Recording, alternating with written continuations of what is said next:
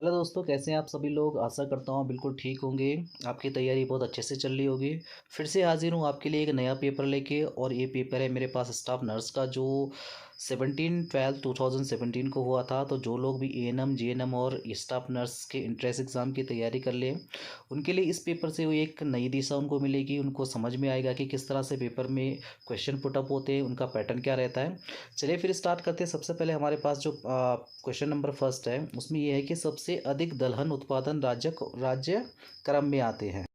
चलिए दोस्तों, सबसे पहले जो प्रश्न हमारे पास वो है आपके पास कि सबसे अधिक दलहन उत्पादक राज्य क्रम में आते हैं। यानी आपको ये बताना है कि दलहन जो फसल है उसमें सबसे अग्रणीय राज्य कौन सा है, यानी सबसे पहला वाला कौन सा है। महाराष्ट्र, मध्य प्रदेश या उत्तर प्रदेश। इसमें जो सबसे पहला आता है वो मध्य प्रदेश है, फिर महाराष्ट्र है और फिर क्या है, उत्तर प्रदेश है। इसका मतलब पहले का जो आंसर बनेगा वो डी है। इसमें ये पेपर मेरे को कहीं से मिला है और इस पेपर में इसकी जो उसका जो पूरा पूरा जो व्याख्या है वो भी साथ में दे रखी है। तो इस पेपर को पूरे को मैं क्या करूँगा, अपने टेलीग्राम पे भी शेयर कर दूंगा, आप इसको देख सकते हैं वहाँ से। दूसरा क्वेश्चन है हमारे पास, निम्नलिखित में से कौन सा खरीफ की फसल नहीं है। यहाँ पे इस चीज़ को ध्यान रखना, निम्नलिखित में से कौन सा खरीफ की फसल नहीं है। तो इसमें जो खरीफ की फसल नहीं बनती है वो बनती है कौन सी, अलसी बनती है। ठीक है। अगला जो हमारे पास क्वेश्चन नंबर 3 है, तो क्वेश्चन नंबर 3 में आपके पास दे रखा है कि सूची 1 को सूची 2 से सम्मिलित कीजिए तथा नीचे गए कोड से सही उत्तर चुनिए। तो इसमें ये बताना है कि भाई दाब का जो मात्रक है वो क्या होता है, कार्य का क्या है, तापमान का क्या है। ठीक है। तो इसमें कोड दे रखे हैं और इसका जो आंसर बनता है वो बनता है आपका सी। ठीक है। यानी दाब का जो मात्रक होता है वो होता है पास्कल। इसे ध्यान रखना, बहुत छोटी सी चीज़ है। कार्य का जूल है, तापमान का फ़ारेनहाइट है और दूरी का जो है प्रकाश वर्ष है। यानी हम दूरी को जो मापते हैं वो प्रकाश वर्ष से मापते हैं। अगले क्वेश्चन की तरफ चलते हैं। क्वेश्चन नंबर 4 है हमारे पास, तो मानव शरीर में ग्लूकोज का आधिक्य होने पर वह निम्नलिखित में से किस रूप में संग्रहित होता है। यानी जो मानव ह्यूमन बॉडी होती है उसमें जब ग्लूकोज की मात्रा हो जाती है, ज़्यादा बढ़ जाती है, तो वो किस रूप में, मतलब उसमें इकट्ठा हो जाता है। तो उसको कहा जाता है ग्लाइकोजेन। ठीक है। क्या नाम है इसका, ग्लाइकोजेन। तो सही आंसर है इसका ग्लाइकोजेन। इसके बारे में आपको अगर ज़्यादा कुछ पढ़ना है तो इसमें व्याख्या दे रही है, आप इसको भी देख सकते हैं। मैं इसको टेलीग्राम पे क्या करूँगा, इसको शेयर कर दूंगा। अगला क्वेश्चन नंबर 5 हमारे पास कि किसी वृक्ष की पत्तियाँ गिरती हैं जब उसमें सांद्रता बढ़ती है, तो किसके कारण से, जिब्रेलियन के कारण से, ऑक्सीजन के कारण से, इथिलीन के कारण से, या फिर साइकोकाइनिन के कारण से। तो इसका जो सही आंसर बनता है वो है कौन सा, सी, इथिलीन के कारण से।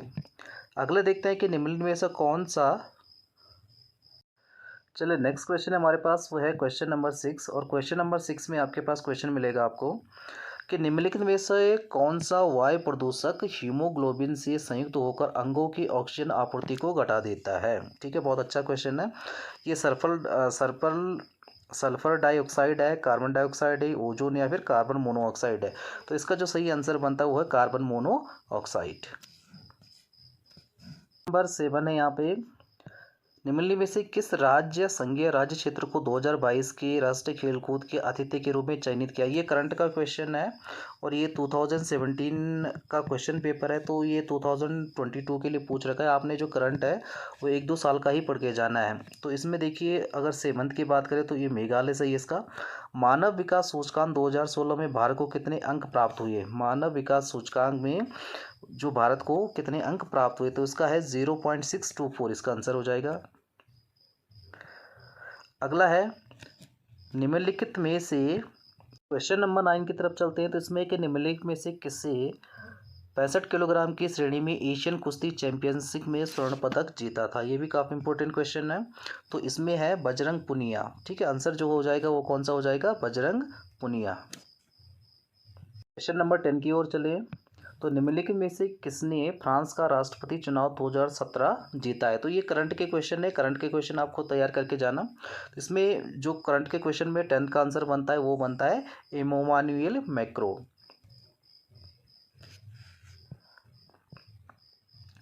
अगला क्वेश्चन है यहाँ पर कि एक धन जो 10% वार्षिक साधारण ब्याज की दर से 5 गुना हो जाता है, तो कितने प्रतिशत वार्षिक ब्याज की दर से ये 7 गुना हो जाएगा। ठीक है, तो यहाँ पर देख लीजिए, अगर इसका सही आंसर जो निकल रहा है वो 15% निकल रहा है।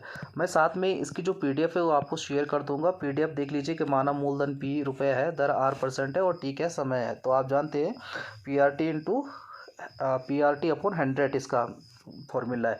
तो यहाँ पर जो आंसर निकल रहा है वो निकल रहा है आपका कितना 15% यानी 15%। तो सही आंसर क्या बनता है इसमें, वो बनता है बी वाला आंसर। बी इसका क्या हो जाएगा, सही हो जाएगा।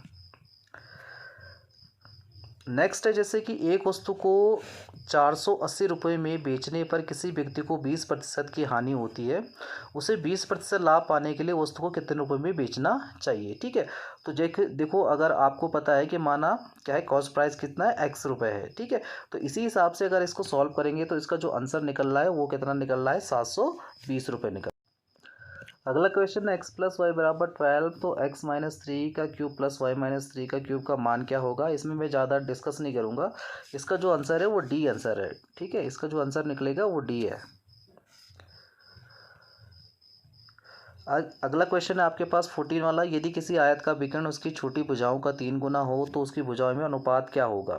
ठीक है, अब देखिए यहाँ पर इस पेपर में समझा भी रखा है कि माना आयत की चौड़ाई x है तथा लंबाई क्या y है। तो इसका जो आंसर निकल रहा है वो सी है, इसका सी है। अगला जो क्वेश्चन है वो है हमारे पास 15 वाला, आर्यभट्टियम जो ग्रंथ है वो किससे संबंधित है, भूगोल से है, इतिहास से है, खगोल विज्ञान से या फिर कृषि से है। ठीक है, तो ये जो आर्यभट्टियम जो ग्रंथ है वो किससे है, खगोल विज्ञान का है। 16 देख लीजिए कि निम्नलिखित में से कौन सा स्थल बुद्ध के जीवन से संबंधित नहीं है। ठीक है, लुम्बिनी नहीं है, बल्लभी नहीं है, कुशीनगर नहीं है, सारनाथ नहीं है। तो ये इसमें से जो है वो कौन सा है, बल्लभी नहीं है।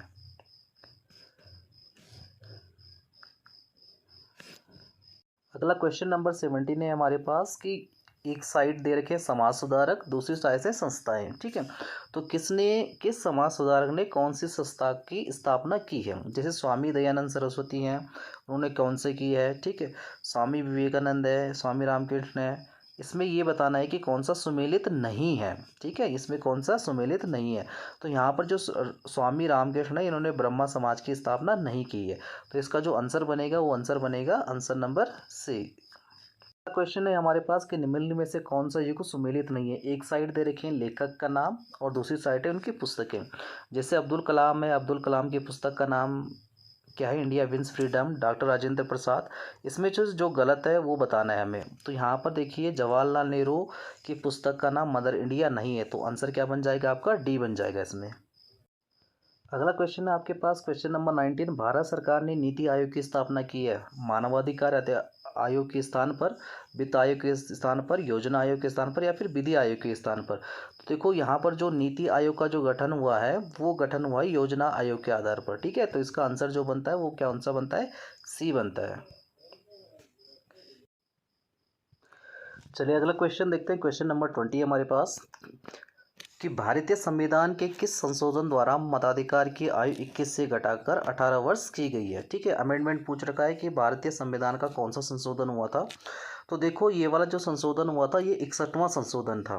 कब हुआ था ये, तो ये 1998 की बात है। ठीक है, जिसमें 21 वर्ष से घटाकर 18 वर्ष कर दिया गया था और ये 28 मार्च 1989 से क्या हो गया था, शुरू हो गया था। तो क्वेश्चन बिल्कुल साफ है, इसमें 2-3 चीज़ें हमारी फैक्ट है वो जो क्लियर हो जाते हैं। सबसे पहला कौन सा संशोधन था, तो 61वां संशोधन था। कब हुआ था, 1988 में हुआ था। ठीक है, पहले जो मतदान की आयु थी यानी पहले जो वोट देने का अधिकार था 21 वर्ष की आयु जो क्या कर चुके हैं, कंप्लीट कर चुके हैं, उन्हीं के लिए था। लेकिन अब क्या हो चुका है, ये 18 वर्ष हो चुका है। भारत के राष्ट्रपति द्वारा राज्यसभा के कितने सदस्यों को मनोनीत किया जाता है। क्वेश्चन नंबर 21 देखेंगे, भारत के राष्ट्रपति द्वारा राज्यसभा के कितने सदस्यों को मनोनीत किया जाता है। तो ये है 12, टोटल कितने हैं, 12। ठीक है, अगर इसके बात करें तो इसमें क्या होते हैं, अलग अलग क्षेत्रों से आते हैं, जो साहित्य है, विज्ञान है, कला है। तो इसकी व्याख्या यहाँ पर दे रखी है, लेकिन आपको सिर्फ ये देखना है कि भारत के राष्ट्रपति द्वारा राज्यसभा के कितने सदस्यों को मनोनीत किया जाता है। तो टोटल कितना है, 12 है। अगला क्वेश्चन है हमारे पास 22, निम्नलिखित प्रायद्वीपीय नदियों में से किसका डेल्टा दक्षिणी भारत का बागीचा कहा जाता है। तो वो कहा जाता है कावेरी नदी का। इसका जो सही आंसर होगा, दक्षिण भारत का बागीचा कहा जाता है कावेरी नदी को। अगला क्वेश्चन हमारे पास 23, निम्नलिखित में से कौन सा सबसे पुराना पर्वत है? अरावली है, आल्प्स है, हिमालय या फिर रॉकी है? तो सबसे पुरानी जो पर्वत है वो अरावली पर्वत कहा जाता है। अरावली पर्वत श्रेणी के नाम से इसे जाना जाता है। ये थोड़ा इंपॉर्टेंट क्वेश्चन है, इसको मैं पूरा देख लेता हूँ। तो देखो, अरावली श्रेणी है वो गुजरात के पालनपुर से लेकर राजस्थान एवं हरियाणा से होकर दिल्ली में लगभग 692 किलोमीटर की लंबाई में फैली है। इसका निर्माण प्री कैम्ब्रिज काल में हुआ है। ठीक है, जो ये युग होते हैं इसके बाद जो 600 से 570 मिलियन वर्ष पूर्व का बना है। ठीक है, तो ये थोड़ा डिटेल में था। और सबसे पहले बात यह है कि सबसे पुराना पर्वत श्रेणी पूछ रही है आपकी, तो वो कौन सी है? अरावली श्रेणी है। अगला देखिए यहाँ पे कि निम्नलिखित महाद्वीपों पर विचार कीजिए तथा इनके नीचे दिए गए कोड का प्रयोग करते हुए क्षेत्रफल के आरोही अनुक्रम में सही उत्तर लिखें।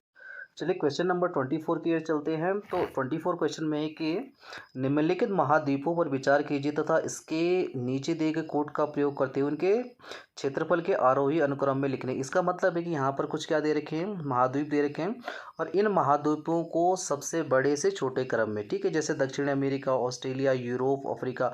तो आप जानते हैं कि सबसे बड़ा कौन सा? यूरोप है।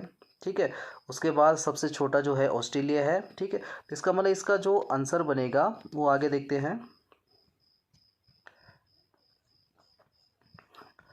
ये है इसका, तो आंसर इसका जो बन रहा है ए बन रहा है। ये देखिए, सबसे बड़ा अगर हम यहाँ पर महाद्वीपों की बात करें तो सबसे बड़ा एशिया महाद्वीप है, फिर अफ्रीका है, फिर उत्तरी अमेरिका है, दक्षिणी अमेरिका है, अंटार्कटिका है, यूरोप है और ऑस्ट्रेलिया है।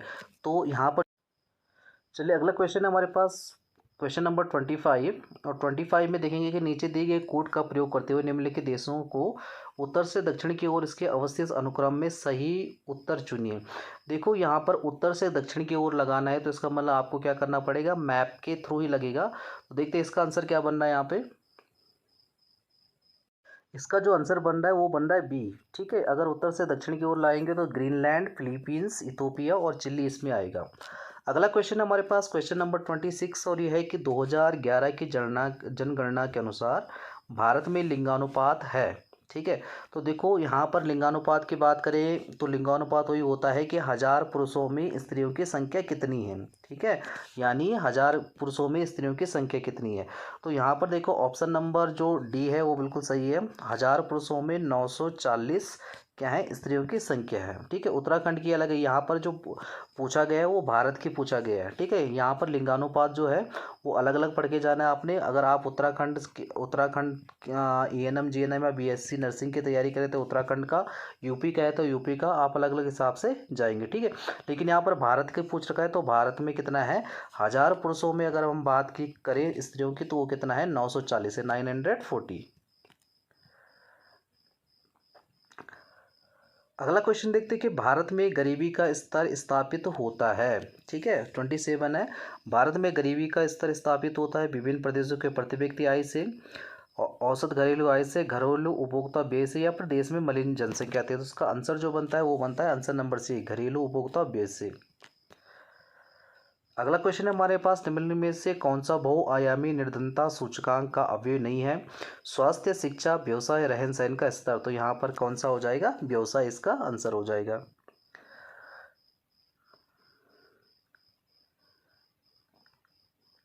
अगला क्वेश्चन है क्वेश्चन नंबर 29। और क्वेश्चन नंबर 29 में दे रखा है कि सूची 1 को सेकंड से क्या करना है? सुमेलित करना है। और उसके बाद कोड दे रखे हैं। ठीक है, उर्वरक और इसमें नाइट्रोजन की मात्रा बतानी है आपको। एक साइड उर्वरक है, दूसरी साइड क्या है? नाइट्रोजन की मात्रा। जैसे यूरिया में, डाई अमोनिया में, अमोनियम सल्फेट में, अमोनियम क्लोराइड में कितनी कितनी मात्रा में होगा। ठीक है, तो इसका जो सही है वो है आंसर नंबर ए। और यहाँ पर देख लीजिए आप, जो व्याख्या है उसको भी देख लेते हैं। तो व्याख्या में जैसे यूरिया है इसमें 46% में होती है। ठीक है, फास्फेट है इसमें 18 है। नेक्स्ट हमारे पास 30 नंबर क्वेश्चन है कि निम्नलिखित युग्मों में से कौन सा सुमेलित है। देखो, आपको ये बताना है कि धान, मक्का, चना और गेहूँ, और इसमें क्या दे रखे हैं? रोग दे रखे हैं। तो अगर हम बात करें इसके आंसर की तो आंसर क्या है? कौन सा सुमेलित है ये बताना है कि गेहूँ है, जो गेहूँ क्या है? करनाल बंट। ये गेहूँ में जो रोग होता है वो कौन सा होता है? करनाल बंट। थोड़ा करनाल बंट के बारे में जानते हैं। करनाल वंट जो नामक रोग है वो गेहूं से संबंधित है, एक कवक जनित है यानी फंगस वाला है, जबकि उकंटा रोग, सफेदा रोग, तना सड़न रोग क्रमशः चना धान तथा मक्के के प्रमुख रोग है। अगला देखिए नेक्स्ट क्वेश्चन हमारे पास हिंदी का है, वो है कि निम्नलिखित में से तत्सम शब्द बताने हैं। ठीक है, तद्भव तत्सम, आप जानते हैं तत्सम का मतलब होता है संस्कृत के शब्द, संस्कृत के वे शब्द जो क्या होते हैं हिंदी भाषा में ज्यों के त्यों प्रयोग किए जाते हैं उसे हम क्या कहते हैं, तत्सम कहते हैं। ठीक है, देखो यहाँ पर गोपाल, कपूत, घर और सूत। ठीक है, तो यहाँ पर हमें ये बताना है कि तत्सम शब्द कौन सा होगा, तो यहाँ पर आंसर क्या आ जाएगा आपका, गोपाल है। गोपाल क्या है, तत्सम शब्द है जिसका तद्भव ग्वाल होता है। घर, कपूत, सूत तद्भव शब्द है, इसका क्रमशः ग्रह, कपूत और सूत्र है। ठीक है, इसका मतलब ये है कि हमें तत्सम बताना था, तो वो कौन सा है, गोपाल। अगला है वह एक अच्छा विद्यार्थी है, इसमें क्या बताना है, विशेष्य बताना है। देखो यहाँ पर विशेष्य किसे कहा जाएगा, वह एक अच्छा या फिर विद्यार्थी। देखो यहाँ पर हमेशा क्या होती है, बच्चे इसमें कंफ्यूज रहते हैं, एक होता है विशेष्य, ठीक है, और दूसरा होता है क्या, विशेषण। तो विशेष्य और विशेषण क्या होता है, थोड़ा सा इसको समझ लेंगे। विशेष्य का मतलब होता है जिसकी क्या बताई जा रही है, विशेषता। ठीक है, और विशेषण क्या करता है, संज्ञा और सर्वनाम की क्या बताता है, विशेषता बताता है। ठीक है, तो यहाँ पर देखो वाक्य में विशेषण है, वह तो नहीं है, एक भी नहीं है, ठीक है, अच्छा भी नहीं है क्योंकि ये विशेषण है, वह क्या है, सर्वनाम है। ठीक है, यहाँ पर विद्यार्थी जो है, विद्यार्थी की क्या बताई जाती है, विशेषता बताई जाती है, इसलिए इसमें सही आंसर क्या हो जाएगा आपका, विद्यार्थी हो जाएगा। अगला क्वेश्चन देखेंगे 33 है, हजारों लोगों ने उसे देखा, वाक्य में विशेषण क्या है। अब देखो यहाँ पर विशेषण छांटना है, तो यहाँ पर जो विशेषण होगा वो कौन से, हजारों, क्या हो जाएगा, हजारों। इतिहास से विशेषण शब्द बना है, अब आपने ये बताना है कि इतिहास से विशेषण शब्द कौन सा हो सकता है। ठीक है, तो यहाँ पर देखिए अगर आप क्या करेंगे इसका, अगर हम वर्तनी ही पढ़ लेंगे तो काफ़ी हो जाएगा, क्योंकि देखो ऐतिहासिक तो कोई चीज़ होती नहीं है, ऐतिहासिक नहीं होती, ऐतिहासिक भी नहीं होती, इतिहासी भी नहीं होती, इसमें जो सही आंसर बन रहा है वो है ऐतिहासिक। क्वेश्चन नंबर 35 है हमारे पास, वसुंधरा का पर्यायवाची शब्द है। देखो वसुंधरा जो कहा जाता है वो पृथ्वी के लिए कहा जाता है, तो यहाँ पर क्षिति इसका सही आंसर हो जाएगा, क्षिति। वसुंधरा का जो पर्यायवाची होगा वो क्या होगा, क्षिति होगा। क्वेश्चन नंबर 36 की ओर चलते हैं, बादल का पर्यायवाची शब्द नहीं है, तोयद, पयोदर, नीरद या तोयदी, तो इसका आंसर होगा डी, तोयदी नहीं है। व्योम शब्द का पर्याय है यानी पर्यायवाची है, आम्र, कौन, अंबर या अग्नि, तो इसका जो सही आंसर हो जाएगा वो अंबर हो जाएगा। अगला क्वेश्चन है, पर्यायवाची दृष्टि से एक शब्द युग्म क्या है, अशुद्ध है। ठीक है, जिससे गंगा और जानवी एक ही चीज़ है। अगला है ग्रह और सदन भी एक ही चीज़ है, मयूर और केकी एक ही चीज़ है, लेकिन पानी और पानी क्या है, अलग अलग चीज़ है, इसलिए ये वाला जो आंसर हो जाएगा वो बी हो जाएगा। संधि का विलोम शब्द है। ठीक है, संधि का विलोम बताना है, संधि का मतलब होता है जोड़ना, और विग्रह का मतलब होता है उसको अलग अलग करना या तोड़ना। ठीक है, तो 39 का जो आंसर बनता है वो सी बनता है, सी इसका क्या हो जाएगा, सही आंसर हो जाएगा। अगला क्वेश्चन है हमारे पास 40, निम्नलिखित में से सरल का विलोम शब्द नहीं है, तो बिरल, कुटिल, बक्र या कठिन, तो यहाँ पर जो विलोम है वो कुटिल भी है, कठिन भी है, बक्र भी है, लेकिन क्या है, बिरल नहीं है। योगी का विपरीतार्थक शब्द है, तो योगी का विपरीतार्थक शब्द होता है भोगी। कृतज्ञ का विलोम शब्द होता है, कृतज्ञ का होता है कृतज्ञ। ठीक है, कृतज्ञ क्या हो जाता है इसका, इसका जो सही आंसर हो जाएगा वो कृतज्ञ हो जाएगा, कृतज्ञ का विलोम शब्द कृतज्ञ। अगला क्वेश्चन है हमारे पास 43, वर्तनी की दृष्टि से कौन सा शब्द शुद्ध है, अनुगृहित, अनुगृहित। ठीक है, तो यहाँ पर देख लीजिए अनुगृहित ये नहीं हो सकता, अनुग्रहित वो भी नहीं हो सकता, यहाँ पे देखो अनुगृहित ये वाला सही है इसका, तो आंसर नंबर बी क्या है इसका, सही है। अगला क्वेश्चन है हमारे पास, निम्नलिखित में से शुद्ध वाक्य का चयन कीजिए। नौकर आटा पिसवाने गया है, तो यहाँ पर देख लीजिए नौकर आटा पिसवाने नहीं जाते बल्कि गेहूँ पिसवाने जाते हैं। एक गुलाब के फूल की माला ले आओ, एक गुलाब की माला, एक गुलाब के फूल की माला, एक गुलाब यहाँ पर क्या है, आपके वचन संबंधी अशुद्धियाँ है, या सर्वोत्कृष्ट ज्वर की चिकित्सा होती है, ये भी गलत है। परमात्मा के अनेक नाम, ये पढ़ने में भी सही लग रहा है, इसमें जो व्याकरण दृष्टि से भी ये सही बन रहा है। अगला है देखो यहाँ पर, निम्नलिखित में से शुद्ध वर्तनी वाले शब्द का चयन कीजिए, शुद्ध वर्तनी वाले चयन का शब्द।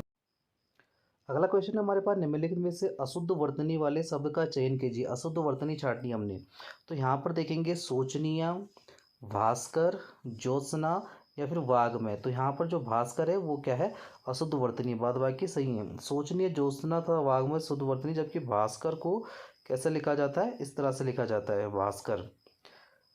इसका यहाँ पर सा यानी भास्कर ऐसा लिखा जाएगा, भास्कर। ठीक है। अगला जो क्वेश्चन आता है हमारे पास वो है कि जिसका शत्रु पैदा ही ना हो, वाक्यांश के लिए एक शब्द बताना है। ठीक है। तो अजात शत्रु, शत्रुघ्न, शत्रुविहीन, शत्रुहीन। तो यहाँ पर जो आंसर आ जाएगा वो क्या है, अजात शत्रु। अगला क्वेश्चन है कि अपना मंतव्य साधने वाले के लिए एक शब्द है। तो अपना मंतव्य साधने वाले के लिए क्या होता है, स्वार्थी माना जाता है। क्या माना जाता है, स्वार्थी। अगला क्वेश्चन है हमारे पास कि जिसका उच्चारण न किया गया हो के लिए एक शब्द है। तो उसको कहते हैं अनुच्चरित। 49 देखेंगे, कौन सा शब्द युग्म तत्सम की दृष्टि से अशुद्ध है। तृण, दंड या वश, परख, कपाट, एकादश, राजपुत्र या शूकर। तो यहाँ पर देखो जो शब्द युग्म की दृष्टि से अशुद्ध है वो कौन सा है, वश और परख है। अगला जो है हमारे पास वो है कि सृष्टि का तद्भव शब्द है। ठीक है। अब देखो यहाँ पर तत्सम होते हैं संस्कृत के, तद्भव का मतलब होता है बिगड़ा हुआ रूप। तो यहाँ पर देखिए सृष्टि का जो सही शब्द बनता है वो क्या बनता है, सोंठ बनता है। ठीक है, क्या बनता है, सोंठ। तो दोस्तों ये था हमारे पास क्वेश्चन पेपर। तो इसमें मैंने आज जो किए हैं वो 50 क्वेश्चन डिस्कस किए हैं। तो पार्ट फर्स्ट में हम के ऐसा करते हैं कि 50 क्वेश्चन को ही डिस्कस करेंगे। इसका अगला पार्ट मैं जल्दी ही अपलोड करूँगा। तब तक के लिए take care and good bye to you.